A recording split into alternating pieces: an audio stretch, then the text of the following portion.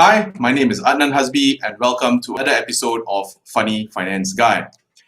In today's episode, we are going to talk about how to be abundant. One of the reasons why I'm creating this particular episode is that quite recently, I think the government has made an announcement that they're going to ease off on the moratorium. Should the government ease on the moratorium, what may happen is that banks may start asking for interest on the loans.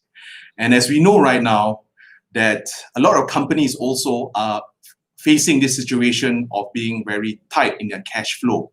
And some have been letting go of people, while others have been employing a salary cut.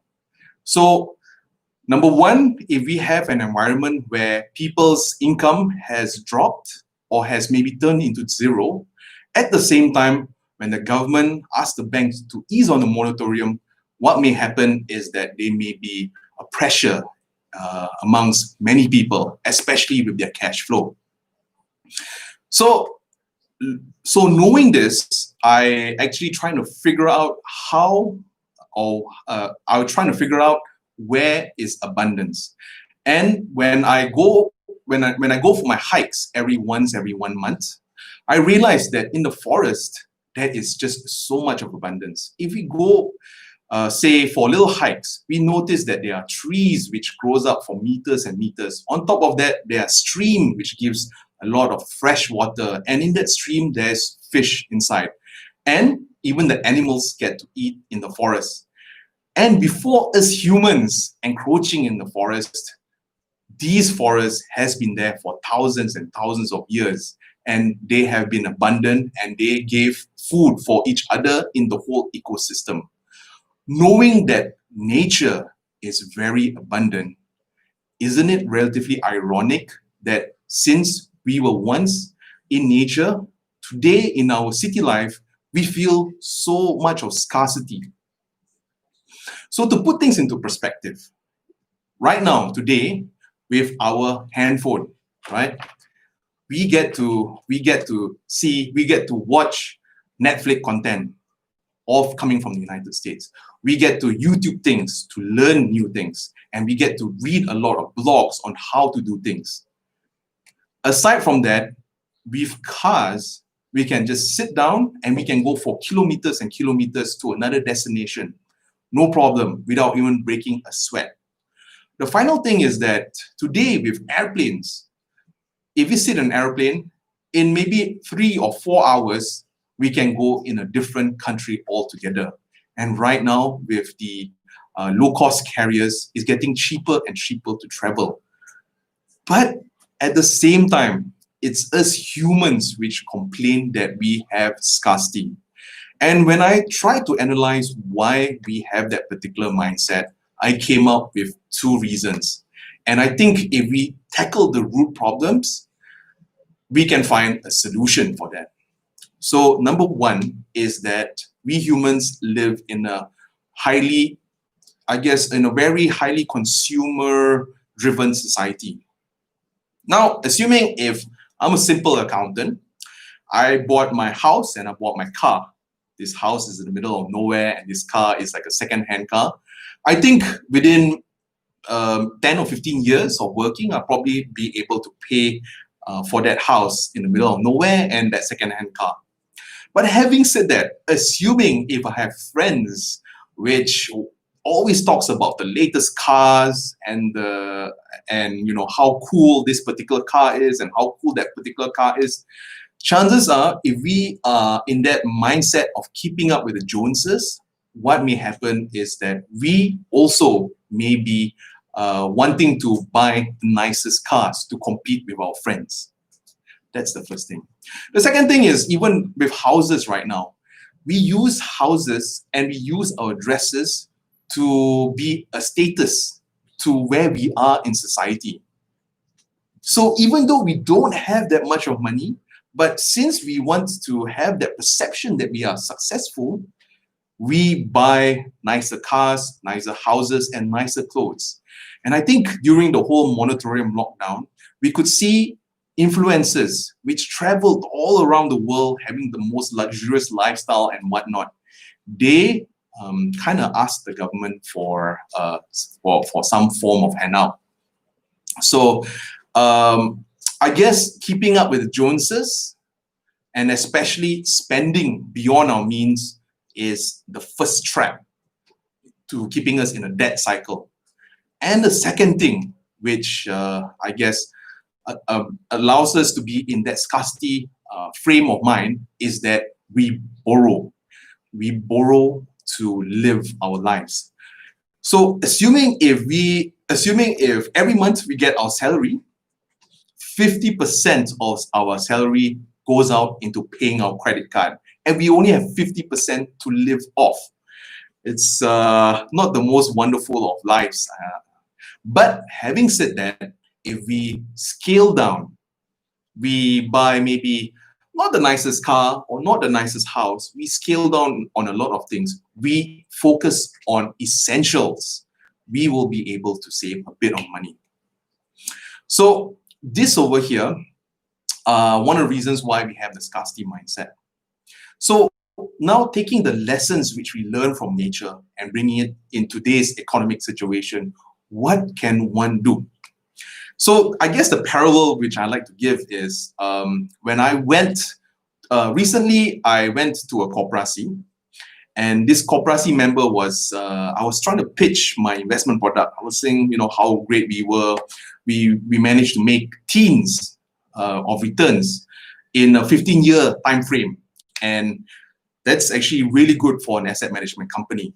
And the guy over in the Koperasi kind of laughed at the returns. And I was pretty surprised. And I was like, you know, tell me what your returns are. And he was telling me he can make 15 to 20%, no problem, no matter what the economic situation is. And I asked him what was his underlying assets. And his underlying assets were farming assets. They were close to the source of abundance. Imagine this. Imagine if you can harvest your crop 3 times a year, and each time you harvest half your crop and you replant, and the other half you pay your investors off. Simple business model. So over here, if we use the same, I guess, the same model, assuming if we have a tree and this tree grows maybe 60 fruits, right? So every day we eat 1 fruit and we have an excess of 30 fruits, right? So in this situation, if we want to grow our wealth, we can replant all of these 30 fruits and then let these trees grow. And as time were to go on, we will get too much of food, in fact, for the labor we put in. So right now, putting this into today's context, like I said, every time when we have money coming in, what do we invest in? Do we invest in making ourselves look good, or do we invest in ourselves to enable us to multiply our income? So over here, I know that there has been a lot of webinars on investing in stocks, investing in properties, investing in this and investing in that. Like I said in my last episode, it is not the tools that make us rich. Rather, it's the philosophy behind these tools. Everyone seems to skip this particular step, but I feel that fundamentals is the most important element to help us make money. So if we want to trace where abundance is in nature. And we look at how nature do things, and we can take a little bit from nature's playbook and do it in our daily lives. What is it? Number one, when we get enough money, always spend on necessities, and if there's any extra, we replant and we invest. And we invest in areas which will give us the most yields. And the areas which gives us the most yields, as you know, and as I mentioned in the last episode, is ourselves. So with that, guys, I'd like to thank you so very much. I know I've not talked about stocks for this week, actually. But I think one of the reasons why I came up with this episode is that a lot of people has been asking me, what should they invest in. They saw so many webinars. I know it's a really confusing time. With the moratorium coming up, with the moratorium easing, actually, it's going to be even more scarier. And I just want to be out there to comfort all of the subscribers out there. If you find this episode useful, give me a thumbs up. If you think that this is useful, please share it. I think we as people need to start taking care of each other already. And yeah, with that, please subscribe. Please share this particular episode. I wish all of you guys the best of luck in the future. It's going to be hard. I'm not going to sugarcoat things, you know. And we already saw some the airlines starting to let go of people already. Some people ask me whether they should invest in airlines. I've already talked about this topic many times, you know, with the whole economic situation right now, with people suffering, with people being in so much of debt, and with the restriction of traveling. You know, the answer is pretty obvious, but I cannot give a recommendation. Okay, so with that, I know I'm kind of going off tangents a little bit.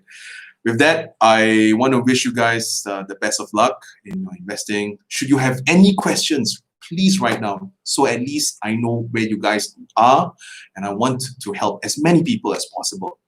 With that, I thank you so very much, this participant on this particular live session. I thank you so very much for being online. I thank you, the future audience watching this particular episode. I thank you guys so very much for all the comments, subscribes, questions, and I hope that we as a family can make ourselves through all of this, or ride this particular downtrend in the economy. And I hope that we in fact thrive in this particular environment. Okay, with that, guys, take care.